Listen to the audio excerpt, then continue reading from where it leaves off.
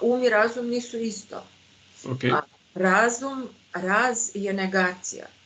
Razum znači ne um. Ja mogu to i da proširim, recimo, um i razum kao svest i nesvest. Ali šta imamo mi u Matrixu? Razum, jel tako, to se podrazumeva kao nešto dobro, stabilno, pametno i tako dalje. Uman je, recimo, mudar, ali razuman se smatra za nešto više od toga u ovom svetu. Razum je analitičan, racionalan, razum se odnosi prema spoljnom svetu i njega interesuju društveni događaji i on dobija informacije preko 5 čula, telesnih čula. I on donosi zaključke u odnosu na ta 5 čula.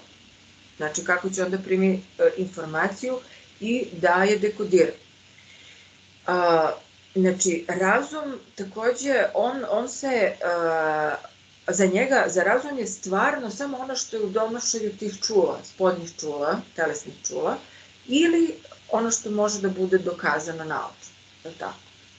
Razum takođe gleda, recimo, medicina, zvanična medicina je razumna i ona posmatra telo kao mašinu, pa ga deli na organe, na ćelije i tako dalje.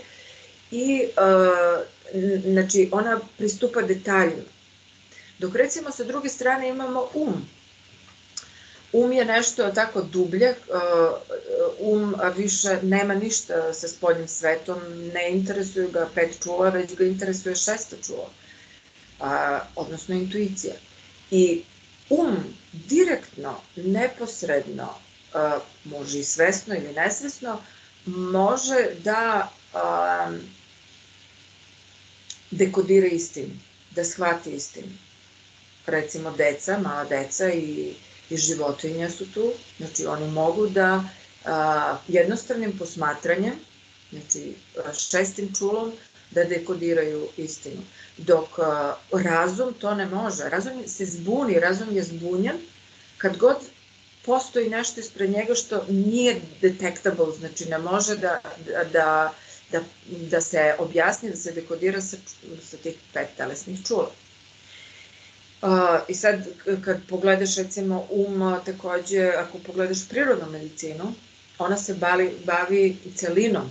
Znači, ona ne deli čoveka na organe, već sagledava čoveka i ne samo telesno, već i ne odvaja duh od tela. Čovek može, ego je usko vezan za razum i čovek može da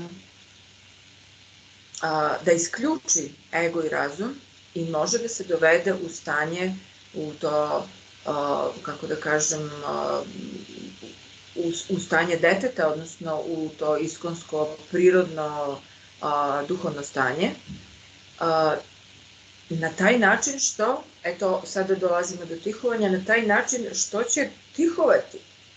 A to ne znači samo, to bukvalno znači kada zatvorimo oči i povučemo se u tišinu, u sebe, i ne dobijemo informacije na bilo koji način, svesno ili nesvesno, preko 5 čula. Isključimo tih 5 čula, jer 5 čula su nam data da bi mi mogli da dekodiramo Matrix i da bi Matrix mogao da nas upravlja sa tih 5 čula. To je isto kao, recimo, ovaj VR set.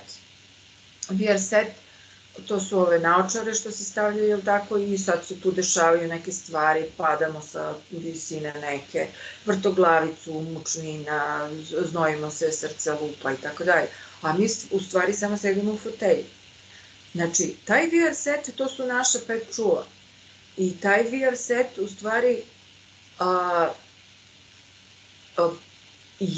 znači, naša čula su korumpirana, kako da kažem, okupirana tim VR setom. I mi smo tada u sledećoj simulaciji, mi smo sad u jednoj simulaciji, kad stavimo VR set, mi smo u simulaciji. I onda su naše čula okupirane i mi mislimo da to stvarno, a to se stvarno ne dešava. Isto i tako i sada. Znači, ova naša 5 čula su taj VR set kojim mi dekodiramo stvarnost i vidimo u našoj svesti, u našem mozgu, mi vidimo tu sliku, međutim ta slika zaista ne postoji, zato što oko nas je jedno polje frekvence i negde je gušće, negde je ređe, međutim nigde ne postoji prazan prostor i tvrdoća i mekoća i tako dalje, već je sve, da kažem, prozračno. I sad da bi došli do toga, znači mi moramo da se povučemo u tišinu i da isključimo ta 5 čula povremeno. Ali postoji jedan, da kažem, površinski isključivanje iz tišine, iz matriksa, a to je recimo kada smanjimo naše učešće u matriksu. Znači, ljudi su neprekidno negde sa nekim, neprekidno se brblja, pričaju se neke bezvezne teme. U redu, small talk, znači zdravo kako si, to je okej. Ali većina razgovora, recimo ja nemam telefon već godinama, a glavni razlog zašto ja nemam telefon nije to što je on štetan, on je izuzetno štetan i po telu i po psihu i po sve. Ali glavni razlog toga što ja nemam telefon je to što ja želim tišinu. Jer onog trenutka kad zazvoni telefon, on vas izvlači iz nekog vašeg sveta, znači iz nekog sveta, sad izučavam nešto, recimo, um i razum, i padne mi nekakva fantastična ideja na pamet. Međutim, kad god treba da dođe do takve ideje nekakve, Matrix prekida sve to. I u tom trenutku će zazvoniti telefon, u tom trenutku neko kuca na vrata, u tom trenutku se nešto bez veze, šta ćemo da jedemo, gde ćemo da idemo i tako dalje. Nekakvi, znači, ja razumem da je sve to neophodno u svetu i mora da se i radi i ide na poslu i sve to. Ali to sve treba smanjiti na minimum i posvetiti se unutrašnjoj tišini. Da bismo mogli da dokučimo taj svet. Taj svet je veoma daleko. On je tu, mislim, u nama, ali je veoma daleko, dostići ga jednostavnim razmišljanjem ili ne znam, nekim ritualom ili ne znam. Znači, treba da se radi na tome.